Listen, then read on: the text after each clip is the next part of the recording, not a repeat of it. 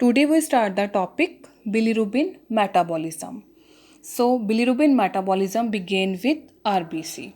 RBC called red blood cells, which have a shelf life of 120 days, जिनकी shelf life 120 days होती है. After complete their life cycle, they are destroyed in the organ like spleen, liver, which contain numerous macrophages. So it release the HP, so it release the hemoglobin in the red blood cells. So जब इनका life cycle RBC का complete हो जाता है, they are destroyed in the organ like liver and spleen, जो contain करते हैं numerous macrophages. So it release the haemoglobin in the red blood cells. Then haemoglobin split into haem component and globin component.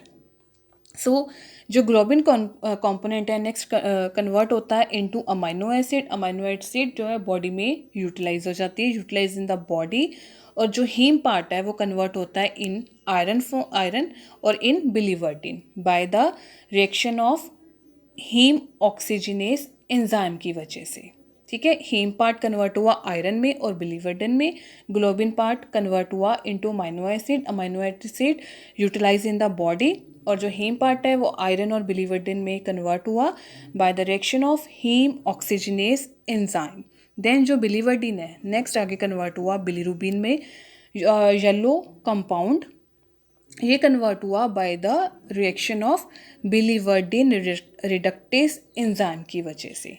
सो ये जो bilirubin है वो किस form में है? अनकंजुगेटेड फॉर्म में है, which is not water soluble form, so it require albumin for its transport to liver. So जो ये अनकंजुगेटेड बिलीरुबिन है ये नॉट वाटर सोल्यूबल फॉर्म में है. सो इसको क्या चाहिए? अब ट्रांसपोर्ट होना है इसने लीवर में, तो इसको रिक्वायर होता है albumin.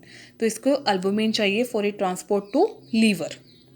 Then the bilirubin is converted into unconjugated form. Liver में गया तो लीवर में जाके ये किस में कन्वर्ट हो जाएगा? कंजुगेटेड फॉर्म में, which is water soluble form of bilirubin, जो क्या एक वाटर सोल्यूबल फॉर्म है बिलीरुबिन की.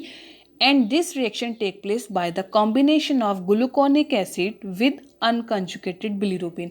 अब ये कन्वर्ट कैसे हुआ? ये लीवर में जाके ग्लूकोनिक एसिड के साथ कंबाइन हुआ. जब ये कंबाइन हुआ तो ये कन्वर्ट हुआ इनटू कंजुगेटेड बिलीरुबिन, और इसको क्या कहते हैं? Direct bilirubin. और अनकंजुगेटेड को हम इनडायरेक्ट बिलीरुबिन भी कहते हैं. सो अनकंजुगेटेड बिलीरुबिन लीवर में ट्रांसपोर्ट हुआ जब, तो वहाँ उसको ग्लूकोनिक एसिड के साथ वो कंबाइन हुआ. Then it convert into conjugated bilirubin. Then अब जो कंजुगेटेड बिलीरुबिन है देन वो आगे ट्रांसपोर्ट हुआ into duodenum. Duodenum is the part of small intestine.